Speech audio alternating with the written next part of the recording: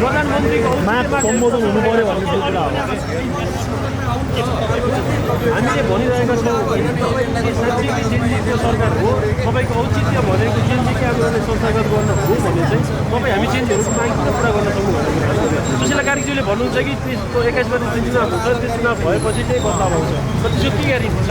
हाम्रो आन्दोलनलाई संस्थागत गर्ने ग्यारेन्टी उहाँले दिन सक्नुहुन्छ र उहाँ त सरकारबाट निस्किनुहुन्छ, चुनाव हुन्छ, त्यसपछि उहाँले जवाबदेही त राख्नुहुन्छ त, पक्कै पनि होइन। त्यसैले हामी भनिरहेछौँ कि हाम्रो माग भनेको 23 गतेको हत्याराहरू केपी शर्मा ओली, रमेश देवान जस्ताहरूलाई चाहिँ पक्राउ गर्ने र भ्रष्टाचारीहरूमाथि कारवाही गर्ने, त्यो गर्न सक्नु भइरहेको छैन भने तपाईँ आफ्नो पदबाट राजीनामा दिनुहोस्, जेनजीहरूको निधि अर्को सरकार बन्न दिनुहोस्। हामी सिधा भन्छौँ, शान्तिपूर्ण ढङ्गले हामी आफ्नो मागहरू प्रस्तुत गर्छौँ। हामी लेखेर मौखिक मात्र होइन कि हामी लेखेर नै हाम्रो मागहरू प्रस्तुत गर्छौँ। यो तपाईँले हाम्रो मागै खोज्नु भइरहेको छैन, तपाईँ हाम्रो आन्दोलनै संस्थागत गर्न खोज्नु भइरहेको छैन भने तपाईँ हामी जेनजीको सरकार हो कि होइन, कसको निर्देशनमा तपाईँ हिँड्नु भइरहेको छ, हामीमाथि कुन प्रकारले दमन गर्न खोज्नु भइरहेको छ, तपाईँ सुशासन चाहेको हो कि कुशासन चाहेको हो, यसमा हाम्रो घोर आपत्ति छ।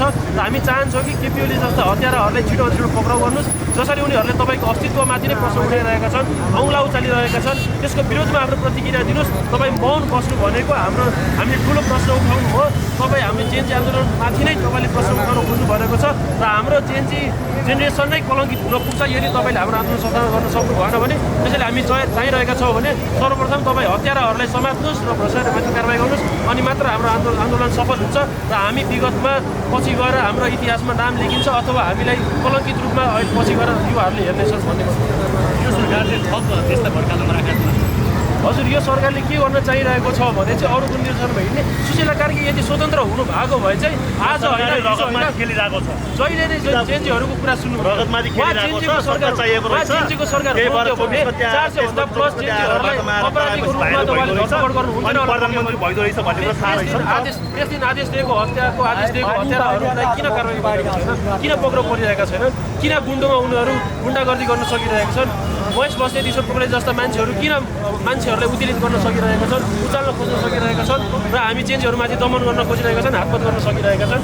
यस विरोधमा हामी आवाज उठाउँदैछौँ र हामीले 9 बुँदे माग पनि साझा रूपमा हामी विभिन्न समूहहरू मिलेर हामी प्रस्तुत गर्न गएको हौँ र हामी वार्तामा बस्न तयार छौँ। तर सुशीला कार्कीले आह्वान छ, तपाईँ यदि हाम्रो आन्दोलन संस्थागत गर्न सक्नु भएन, सुनवाई गर्न सक्नु भएन, ग्यारेन्टी दिन सक्नु भएन भने तपाईँ यो पदमा बस्ने कुनै पनि अधिकार छैन।